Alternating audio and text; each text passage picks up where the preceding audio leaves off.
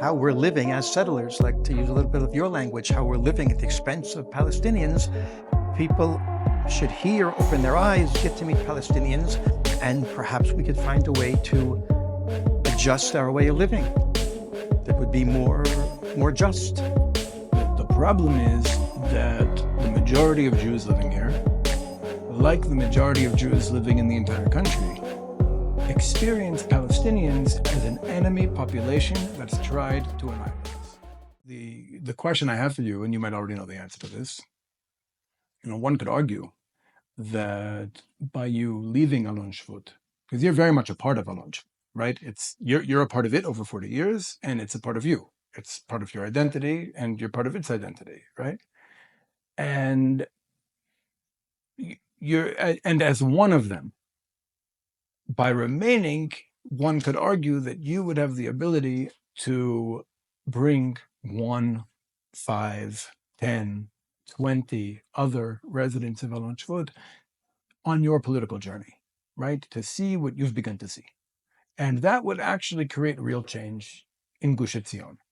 Whereas just leaving, it's just okay that that crazy Jew who ended up being brainwashed by the other side left, right? And I just think it's a different. The potential is very different. I'm not telling you what you should have done, but that's the first question that pops into my head when you tell me that you left and why you left. And Yeah, so I've been struggling with this for years, actually, and the things you bring up are really, really legitimate. So I'll give some background here.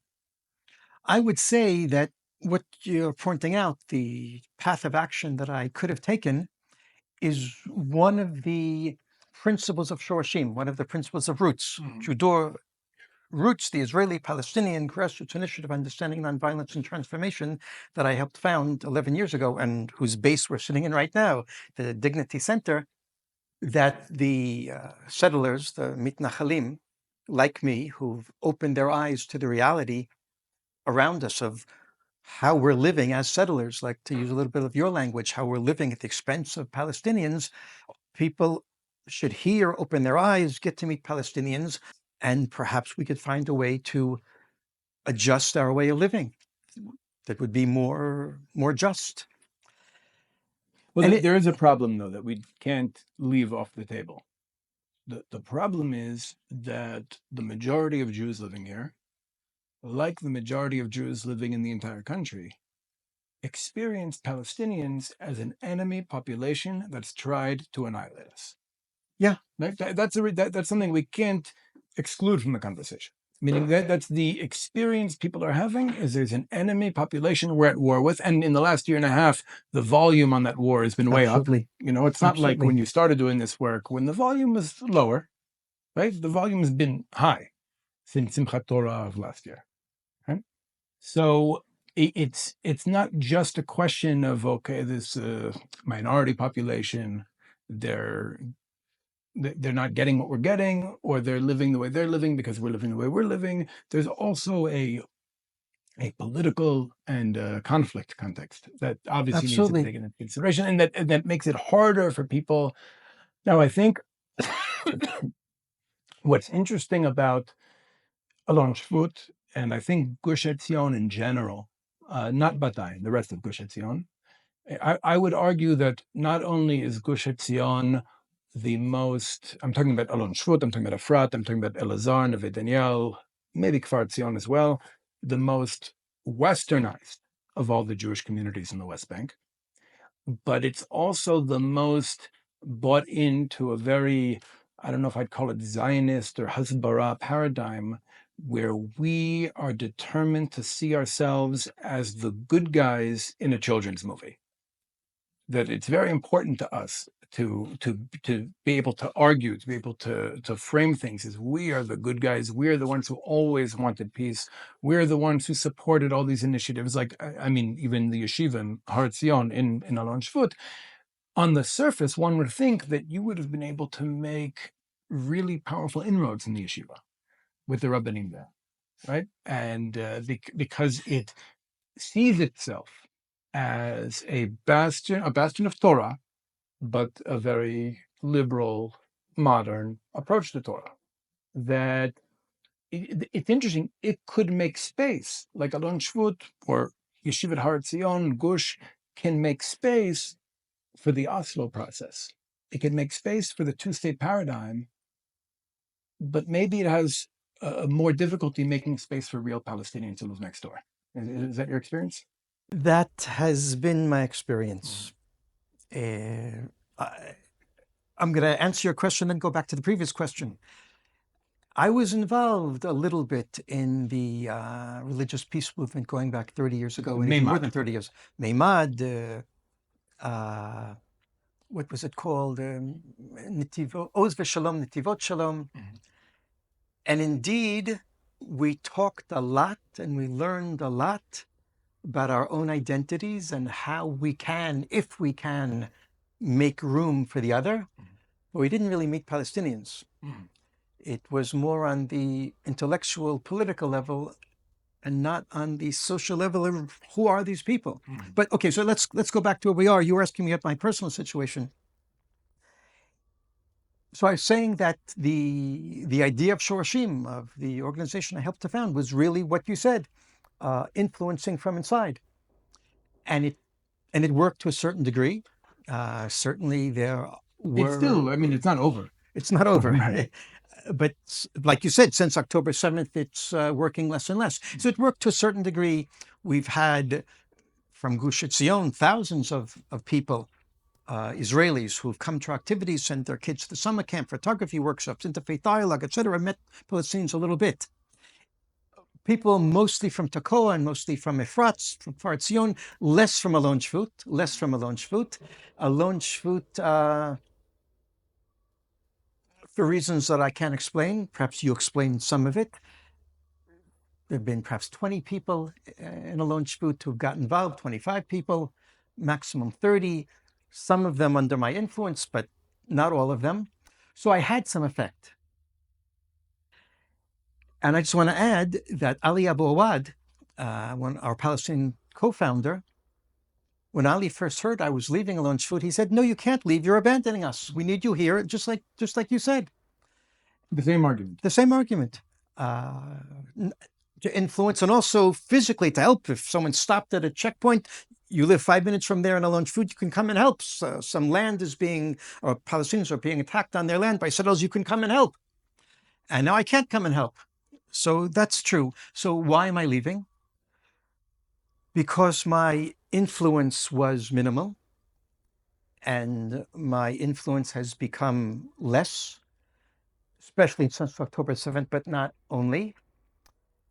And then the question is, why has my influence become less?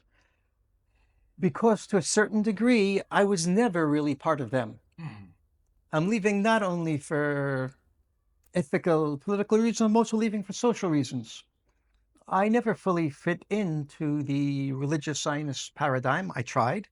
I don't have a lot of friends in Alon Shvut. I'm not a really public figure. I don't have a lot of influence.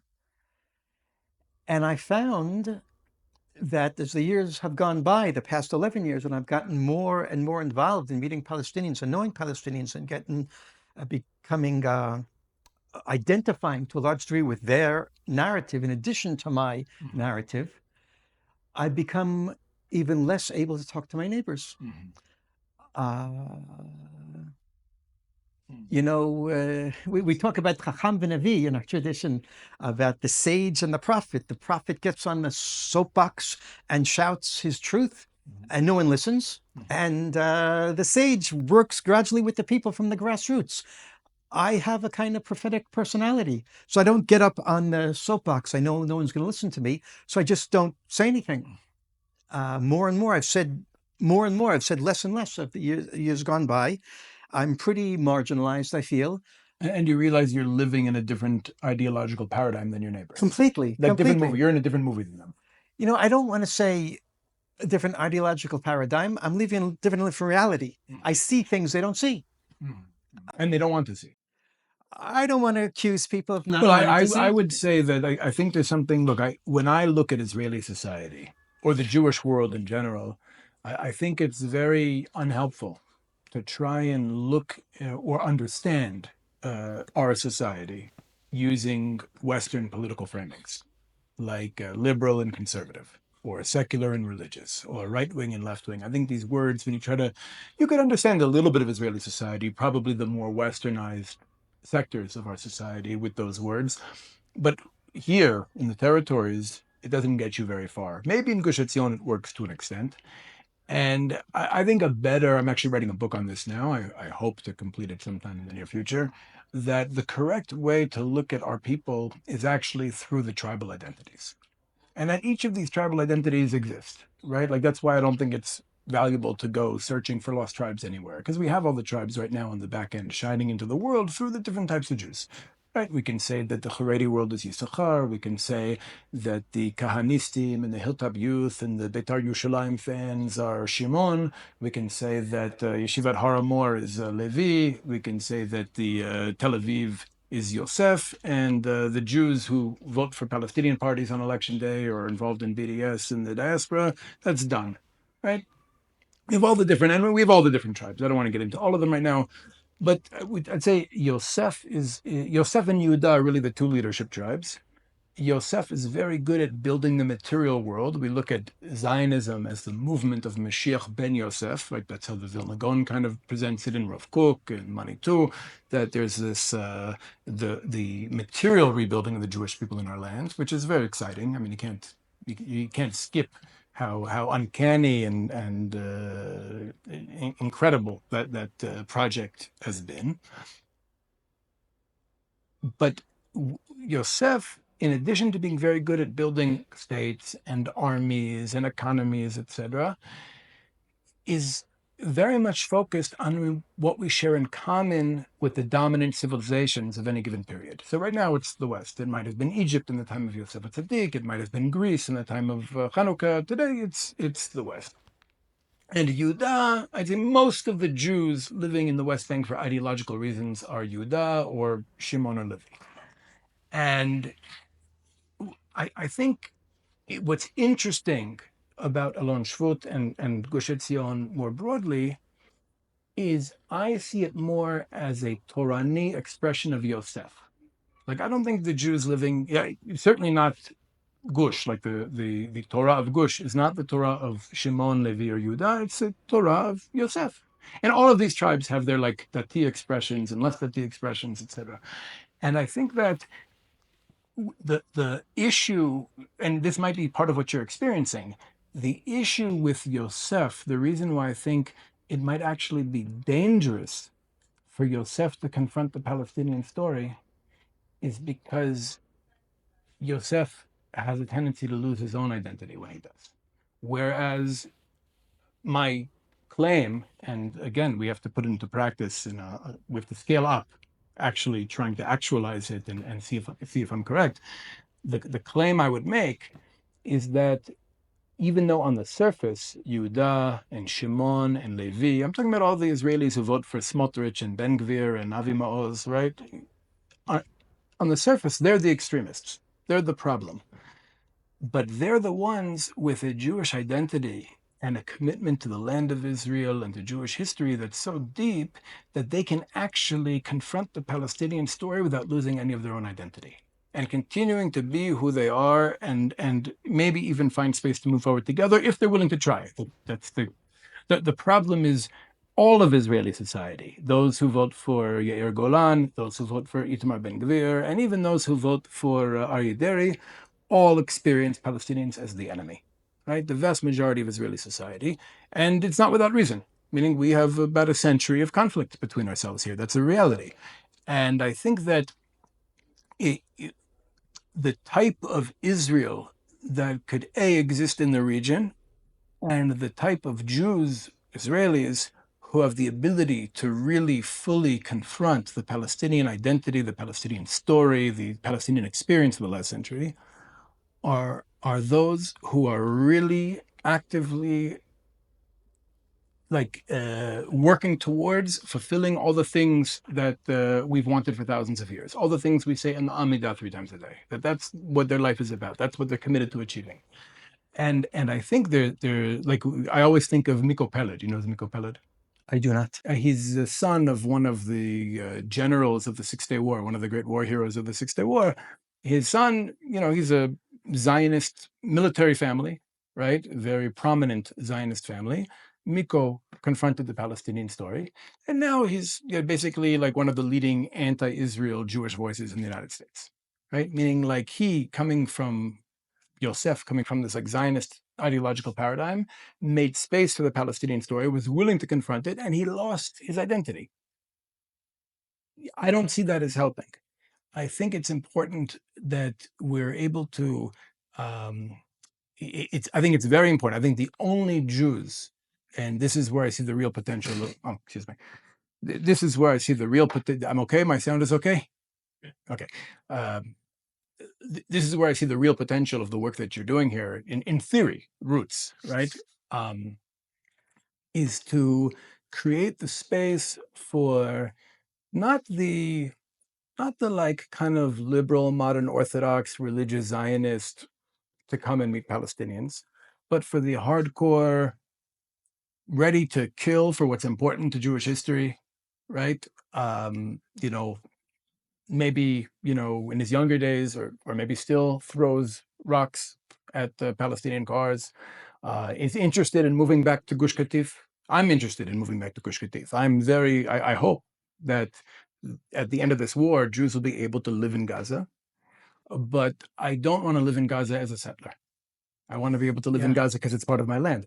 But those Jews, the Jews who are really deeply connected to Jewish history and Jewish aspirations and the land of Israel, these are the key. I think it's like dynamite. The Mishkan was built by a tribesman of Yehuda and a tribesman of Dan, right? Somebody who's totally living Jewish history, Jewish identity, Jewish destiny, and Dan, one of the Jews who finds himself in BDS.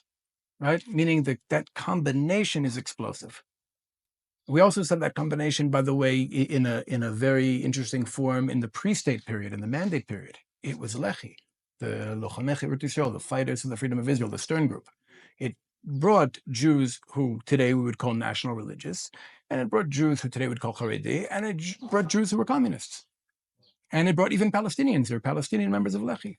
And this was so explosive that despite being such a small group, such a tiny minority of the Jewish community here, they're able to fight the British Empire and actually win. And do some terrible, terrible, terrible things on the way. Wait, I want to unpack what you said. Sure. I want to try and reflect back in my own language, and I'm going to try and focus on one word. The word was can. Okay. So what I understand you saying, we've had these conversations before, is that if you take Jews who are not strong in their identity and you have them meet Palestinians, if they really take the meeting seriously, it's possible the Jews will lose their identity because it's based on so little and they'll see the truth on the other side. So what did we accomplish?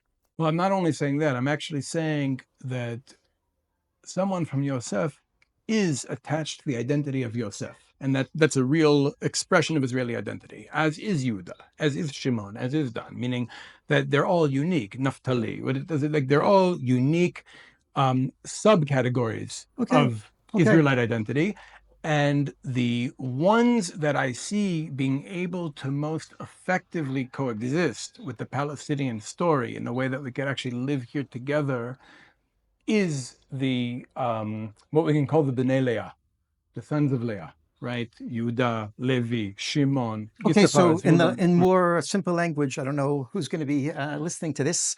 Those who are stronger in their Jewish identity, more exclusivist today, those who the West calls radicals, extremists, those are the people who have the potential to absorb the Palestinian story and righteousness without giving up their own identity. And here we can really build a future peace that's based on a strong connection to the land on both sides, strong connection to identity. And in addition to that, I think with their hands more on the steering wheel of the state of Israel, we could create the type of society here that the rest of the region sees as fitting in here and not as an outpost of the West. So here comes the word can. Yes. You said these people can. The question is, can they? No, the question is, do they want to? The answer is no, because they see the Palestinians as the enemy.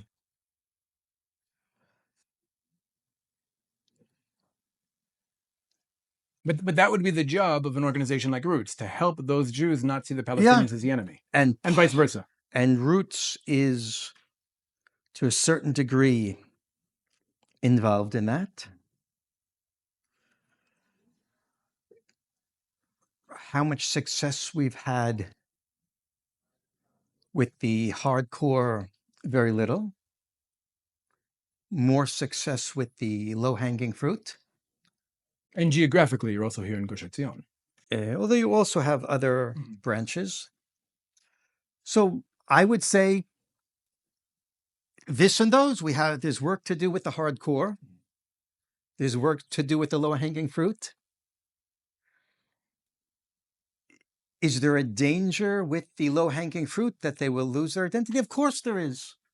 And you know what? Here's an example of it to a certain degree. You feel you've changed, your identity has changed as a result of this work. So, of course, I have to flesh it out. Look, when a person of identity, a Jew, a Zionist, a settler, meets Palestinians and absorbs the reality, sees the reality. So best case scenario, what happens? How do we define it? Is it a matter of slightly modifying their identity? Is it expanding their identity? Is it changing their identity? Is it losing their identity? Actually, how do we define it? Did I lose my identity? I didn't lose my identity. Did I expand my identity? I expanded my identity. Did I change my identity to a certain degree? I changed my identity. I don't know if these words are helpful. We have to map it out. Say what are the core components of the identity and what has to change, what can change. I today live with a deep sense of the dangers of ideology. I think that's something that really, really separates between you and I. I've become very, very hesitant at ideologies. I wouldn't say that about you. I think you are like me and like everybody else. You're living in. Engels teaches that we all have an ideology. It's just a question of whether we build it ourselves or we passively accept the ideology that the society around us puts over our heads. You know, our teachers, our television sets, our parents, you know, everything around us. And I think that one of the successes of Western civilization and liberal ideology is they've almost created, just like with capitalism, they kind of present capitalism as like a lack of a system, right? It's just a free economy, right?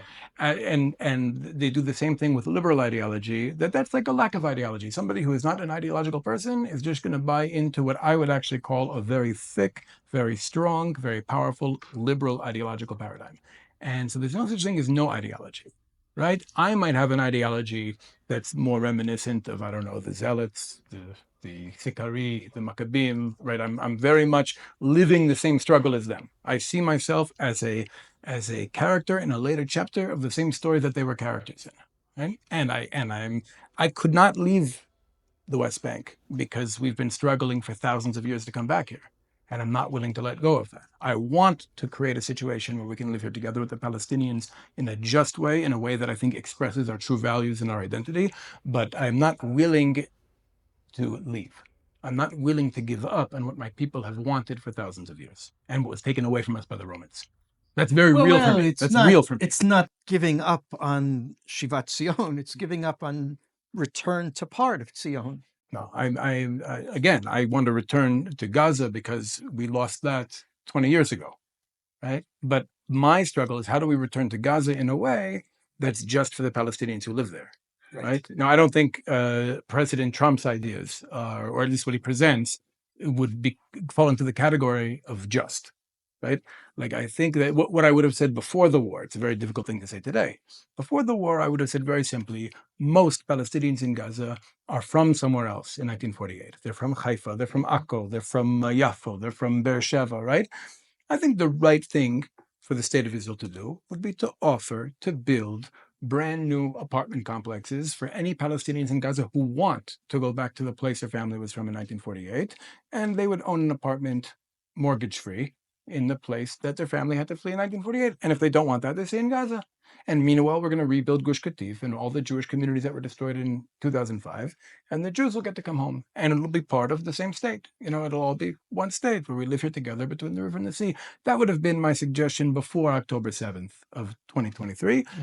I don't think I've come up with any better ideas than that. I just think that right now it's just such like I said, the volume is so high on the conflict, and it's a very hard thing to say to Israelis today.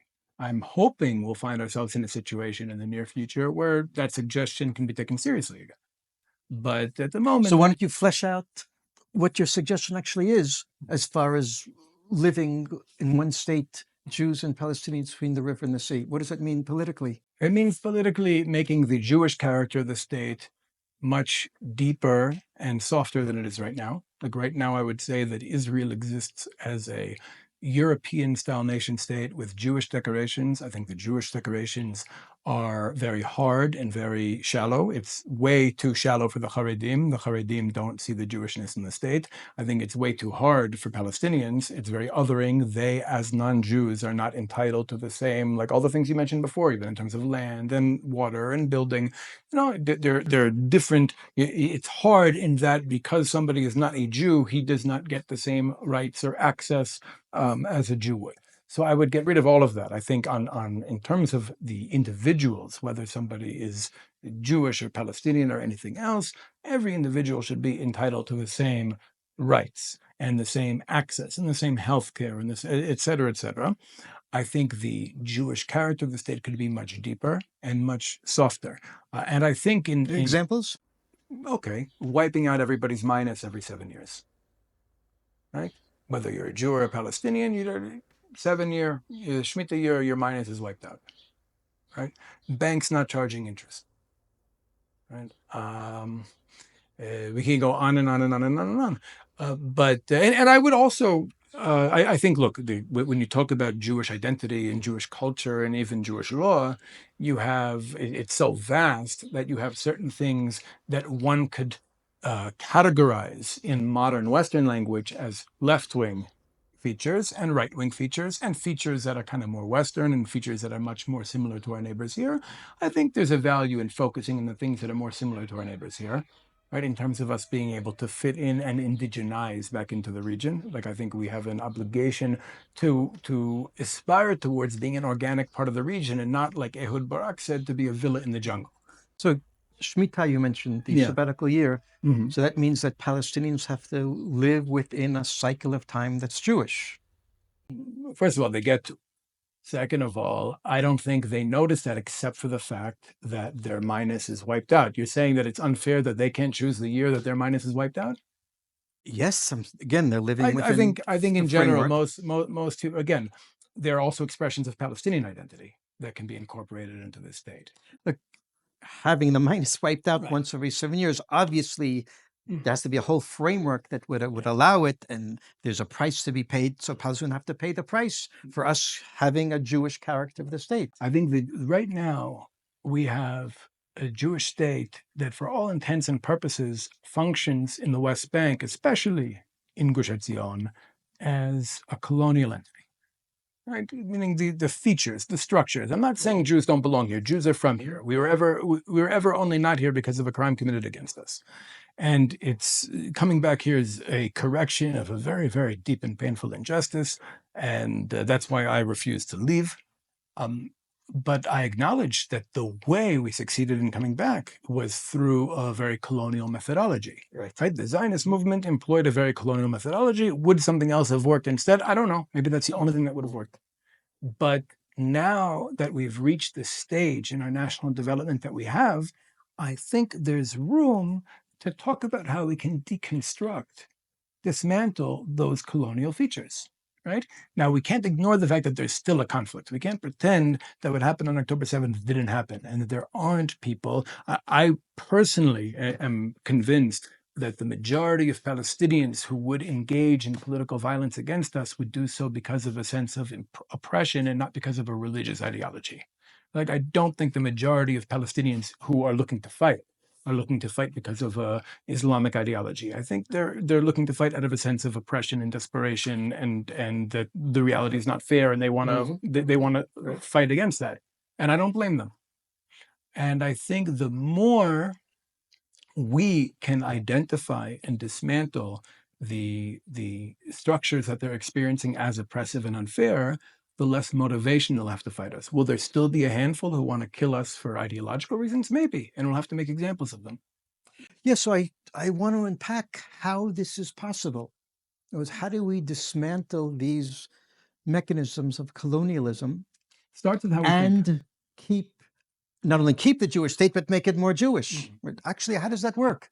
Because there is a, I think, a deep tension Well, here. I think the tension mostly exists when we're looking from the perspective of like, how do Western states function? Like, I'll give you an example. When we look at this conflict, we think there's one of two solutions to this conflict, or maybe something in between. There's either balkanization, you cut the land in half and you be there and you be there, okay, you're separate and you have your own flags and whatever. Or there's this idea of a one-state solution where everybody kind of becomes like part of some civic national identity together, like Canadians, like we're all going to become Canadians together, or you'll call it Israeli or Palestinian or whatever word you want to use.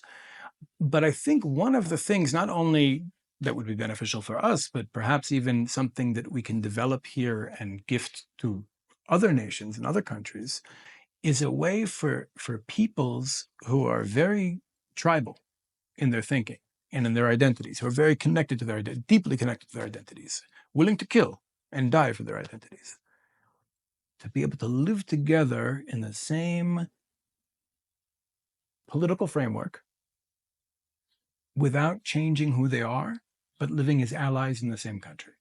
We have to be able to create that. I think that's something that How? Well, the first step, I think, is, again, if you asked me how, and I was the defense minister or the prime minister or the finance minister, I might give you a different answer, because then I would have power I don't have. You're asking me as, like you, a teacher who lives here and has the experiences I have and the understanding of the situation that I have. The best I can do, and maybe you as well, is to facilitate ways for those who are really driving the conflict, the actors on both sides driving the conflict, the people who are considered the most extreme voices on both sides, and to try to create the conditions that maybe 2, 3 from each side at a time get into a room. There's so many methods we could use, narrative therapy and all sorts of different, shitot, in terms of how do you get somebody to listen without, without right away interrupting and arguing, and to just listen to each other's stories without fear, and to work towards creating a bigger story where we could be co-protagonists instead of the antagonists in each other's stories. I don't think that we would have a problem in a state that Jews, especially the Jews with Jewish education, experience as deeply Jewish, but non-Jews and even Jews with no Jewish education don't even notice it's Jewish. Right? Meaning making it deep and soft also makes it a little bit less visible to those who aren't looking for it. Right? Whereas if you made the way it is right now, where it's hard and shallow, we're afraid of losing our shallow nationalist symbols. Right? We're afraid of losing our demographic majority. We're afraid of losing the things that we think are required to keep the state Jewish. Whereas in reality, I think that the deeper we go into the Jewishness of not the skin of the state, but the organs and the skeleton of the state, the more Jewish that becomes, the less we can fear the skin, the less we're worried about the national symbols, what the flag but you looks like. still what have the majority of Israeli Okay. citizens, Jewish citizens, who are not religious, and you take away I wouldn't that even, framework from them. I don't think it goes by religious and non-religious. I think it goes, there's different tribes who want different things, right? And there might be, look, we have to ask ourselves, what are the things, if we're serious about reconciliation with the Palestinians, if we're serious about Israel becoming an organic part of the region, we have to ask ourselves, what are the things that create the barriers for us? Like, what are the things that make it hard for us to be able to see a Palestinian as a real person who I'm affecting with how I live? What are the barriers for them? Like, what are the things that are really, and my conclusions right now, and again, I'm still on this journey. I might have different conclusions in a year, but my conclusions right now and for the past few years is it's not the things that the media tells us. Meaning the things that people are really driven by and are deeply concerned with are not the things like I've been working with Palestinians, I think, since 2009 in some framework or another. I've met very, very few who care about a flag or a nation state, unless it's a means to an end. If it's a means to an end, then there are more. But in terms of that being like the aspiration that we need to have a state and a flag, I've met very, very few. And the only one I could think of who did express that is Issa Amro, who sees himself being president of that state one day. So I don't know how seriously I would take that, but I think that there are real things about Israel, about how Israelis see ourselves, even the mentality that we are part of the enlightened, civilized Western world, and they are the savages. Right? Even this thing, I saw it on social media today. There was some like big boulder going down a hill, and it said on the boulder like radical Islam or something. And at the bottom of the mountain is like the West, and you have like Israel is the guy stopping the boulder, right? Like, or I've seen variations of that, right? The water is radical Islam, and then there's a dam called Israel, and beneath the dam is Western civilization. And it's always that Western civilization is against the dam or against the guy holding the boulder, meaning like Israel feels itself as trying to protect a civilization that doesn't even like us, and even put us in gas chambers, if we're being honest. Right? I say, let's just morph into water. Let's stop being the dam. Let's morph into water and see what happens. Let's allow the forces in Israeli society that we think are the dangerous, fundamentalist, Jewish extremists. Let's put them in the driver's seat and see what happens. There has to be some type of You're vision, scared of them. some type of plan. No, of course. I think the first driver's seat we put them in is not running the entire state, solving the conflict, dealing with real Palestinian issues. Right? Not them as an enemy population, but their real needs. And having to confront things that these are humans. These are humans who've been living under us for decades already. Right? It's actually insane that there's still refugee camps in this country. Right? It's insane that there are people in this country who turn on the faucet in the summer and get no water coming out, where their Jewish neighbor right across the road has unlimited water. They could just leave their faucet on all day and water will just keep coming out, right? It's insane, right? That's not who we really are. And we allow ourselves to become like that because we make them invisible, and we can only make them invisible because they're the enemy. How do we stop them from being the enemy in the mind of the Jews who are living Jewish history? And how do we stop us from being their enemy in their mind? That's the challenge. Right. We agree. So I guess we agree. Okay. We've come back to agreeing. It's really hard to me to define. I don't know what you want. I don't know what kind of television you want. No, this is good. You want him to hit me? Where are we going with this? What's the? With a knockout. Yeah. No, I mean, I guess I could. do you want to give us direction? I guess I could pose one question to. Sure. Give me. I want to think for a minute. Trying to define where we disagree. Well, No, I think our I think I see where- the lens through which we look at the world is different. Yeah, but does that come out to any His point could deep it be that disagreements? seeing them less as the enemy Mm-hmm. would mean making them less motivated to see you as the enemy, Mm-hmm. which means not living on land that they think is theirs. And so starting there, so The place he moved in Jerusalem, they think is theirs too. to the same extent, do you think it's energizing them in the same way? Meaning I would say, look, there are certain things, you're talking to me, that I have to be very clear about, okay? Regardless of all of whatever opinion I have over what happened, who was right, who was wrong, right? And I actually have a metaphor for this. It might be helpful in terms of our own development. You know, I relate to the Tanakh as Nivuah. It's prophecy, but it's not prophecy like Nostradamus. It's not telling us on such and such a date, this is going to happen, blah, blah, blah. I think it's showing us, like, for example, the first three kings it shows us in our history are stages in our coming back to life, in rebuilding our nation. Shaul is Zionism, okay?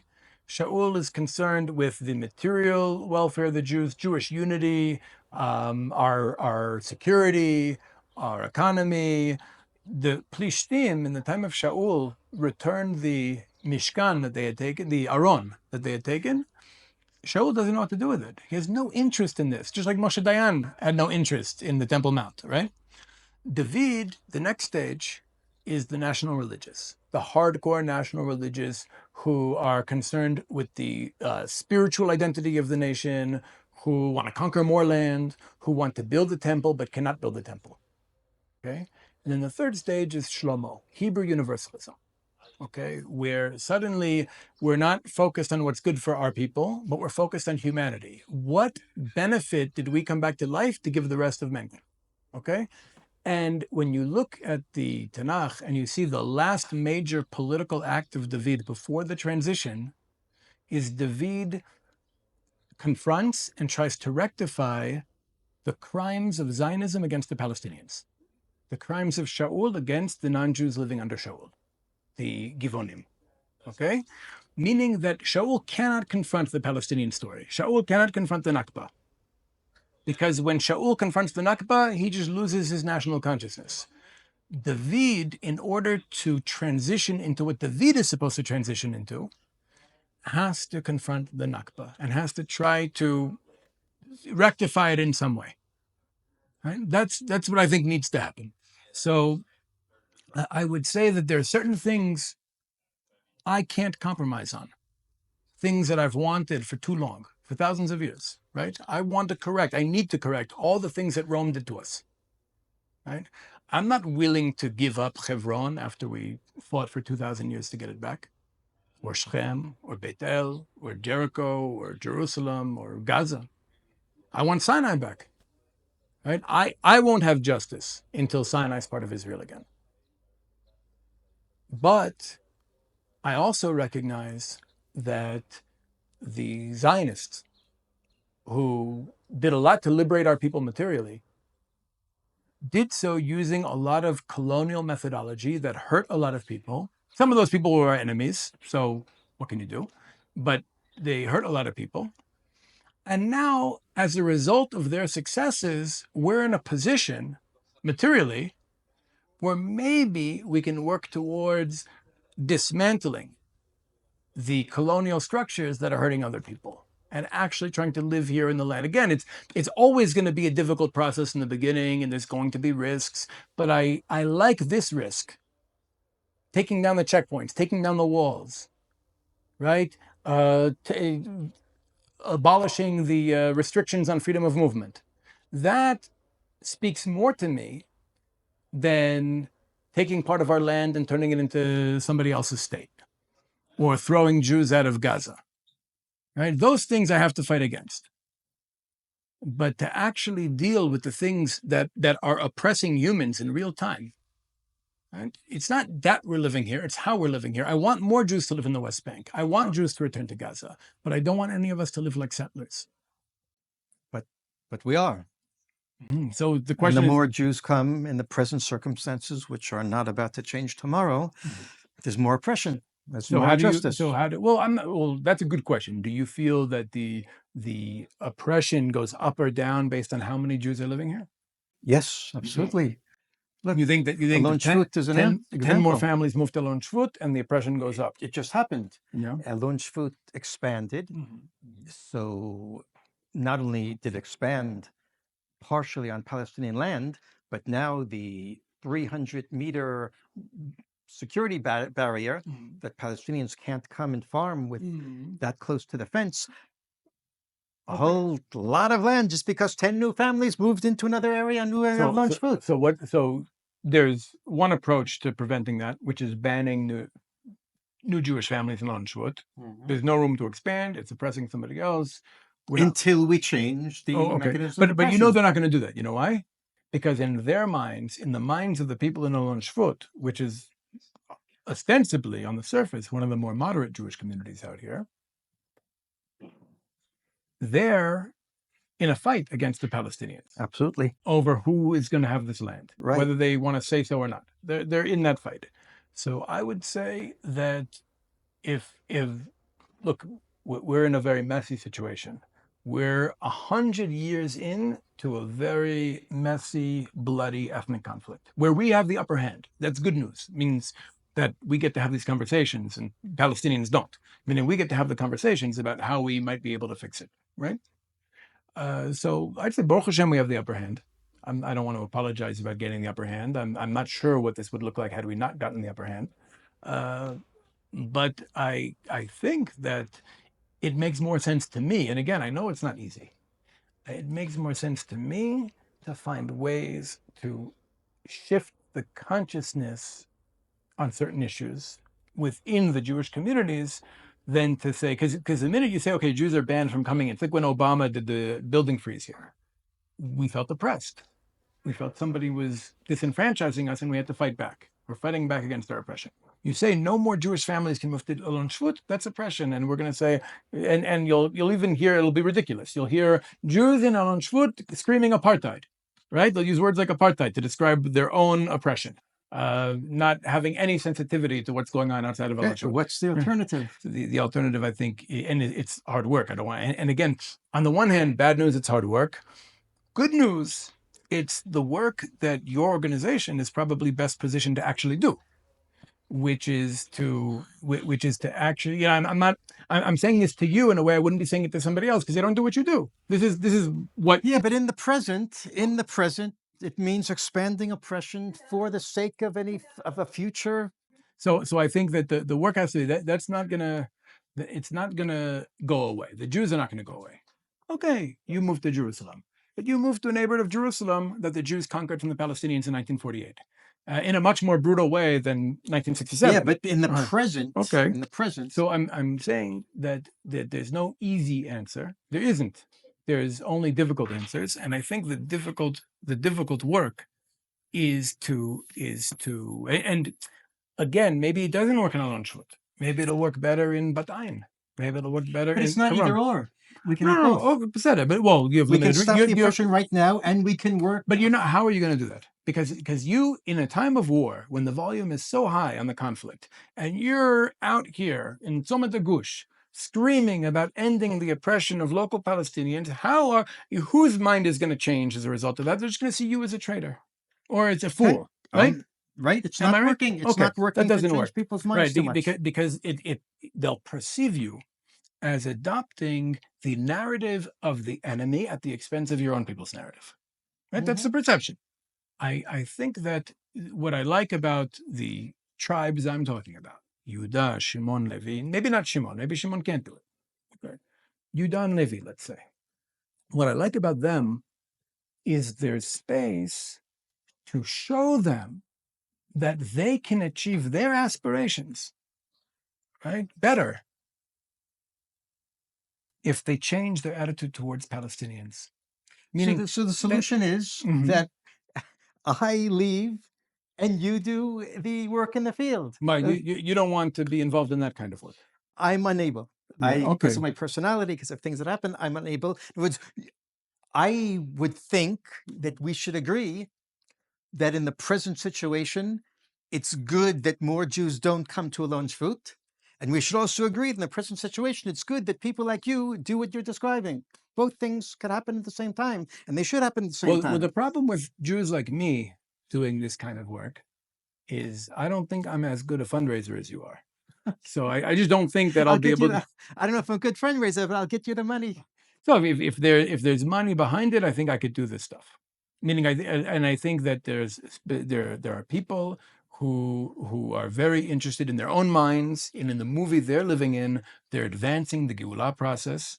They're characters in Tanakh, and I think there's a very easy way to show them that our story can be advanced in partnership with the Palestinians as well as it can be in opposition to the Palestinians. But what I'm asking you, and I don't think I can get this from you, but I'm asking you to agree that while the work you're describing is going on, to make a ban on Jews moving to the West we Bank? should not, at least we should not be encouraging more Jews to come No, when they're coming to a situation of oppression. I won't agree with that. I see. I won't agree with that. I see. Because again, before there was the state of Israel, before there was a conflict with the Palestinians, I was struggling to come back here. This is not going to stop. Meaning it's not just me. This has been the like deep aspirations of But our come people back for in thousands the of years. places of Eretz Yisrael where present oppression is not being committed and exacerbated. The oppression that takes place within the Green Line is just less visible or less obvious. I agree Right. that there is, but there's even more here. Okay. So I think that I don't think there's any way around. There's only through. I think that you start talking in that language of banning Jews from coming here. Okay, so we've just betrayed the Jewish cause, and then no one's listening to us. Why we would pray the Jewish cause? Because we are self-contracting. There's no room for in this struggle, and in this process, there's no space for that.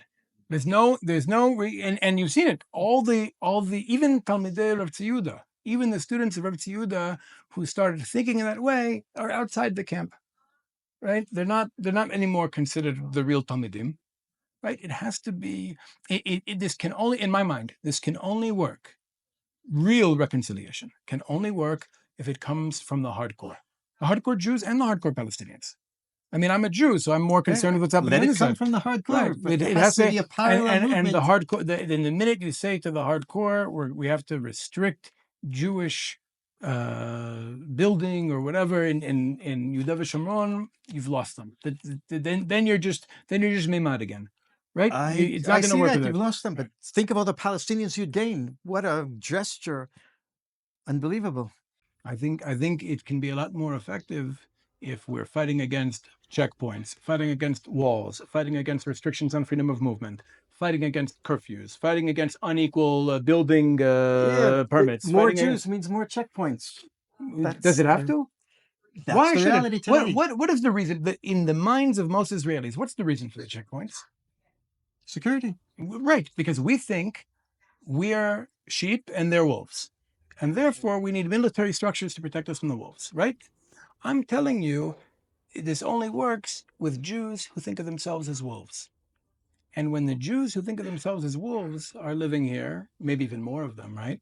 Maybe more is better because it helps us feel more secure as wolves. We don't need those structures anymore because we're confident in our ability to use violence ourselves. That's all theory for the future. No, you see it because what about communities like Bat Ayin or Yitzhar where there's no fence around them? They have no fence. Why don't they have fences? Because they're wolves. So meaning because they are confident in their own ability to use violence, right? If they have to. I'm not saying this is the right thing to do because we also live in a state of Israel, and I feel that vigilante violence actually undermines the state, and that's a whole other conversation. Maybe halachically there's problems, but I'm saying that because of their mentality, they don't need the colonial structures that are oppressive to Palestinians. They have the same structures. They benefit from the same structures, and they take Palestinian land. Palestinian bus drivers are beaten when they come. This has happened many times. No, but again, we're tangling up a lot of issues. I think that on the one hand, I stand very firmly on the idea that we have to change the roles we play in each other's stories. The reason the bus driver is beaten up is because he's the enemy. He's seen as the enemy, right? That is a shift that if my goal, my primary objective, is to change the identity of the Palestinian in the minds of the most hardcore Jews living in the West Bank. That's my objective, right? And vice versa. But I'm working less in Palestinian society, obviously, right? But my objective is to change the who the Palestinian is in the mind of the hardcore Jew, right? Then if I start talking about a ban on Jews living here, on Jews building here, then he's not even listening to me. Right? And I don't believe it myself.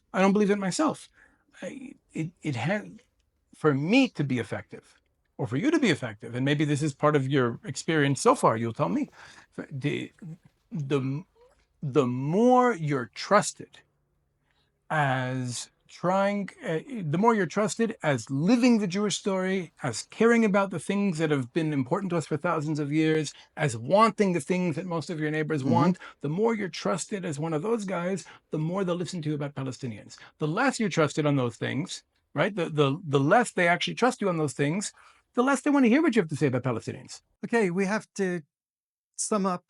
You agree or you don't agree? Has that been your In experience? theory, I agree. No, have you experienced that personally? But the question is that practical? Does it work? Can you be? Look, Israeli society is changing. Am I correct? Israeli Without society is always getting into the changing. Palestinians aside, is Israeli society changing? Yes. Is it transforming into something that's less liberal and less Western in nature? Yes. It appears to be. Okay. Is it transforming into something that, from a certain perspective, might appear to fit in better in the region?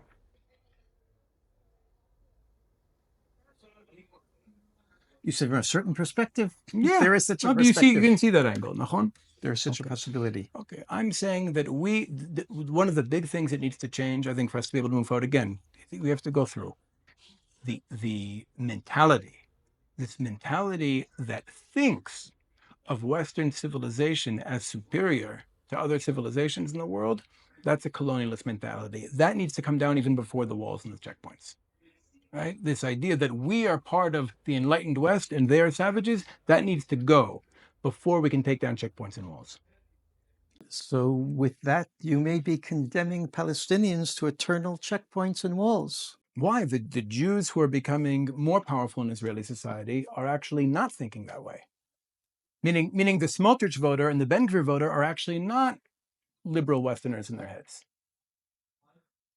That's why they're capable of taking down the checkpoints and walls. Let's see if they are.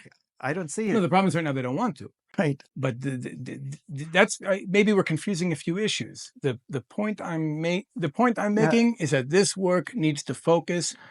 Again, resources are limited. I think this work, reconciliation work in the West Bank, in the territories, in Judea and Samaria, needs to focus specifically on those types of Jews who are already becoming more numerous and already becoming more powerful, with one goal in mind, one educational goal in mind: change the role the Palestinian plays in the story.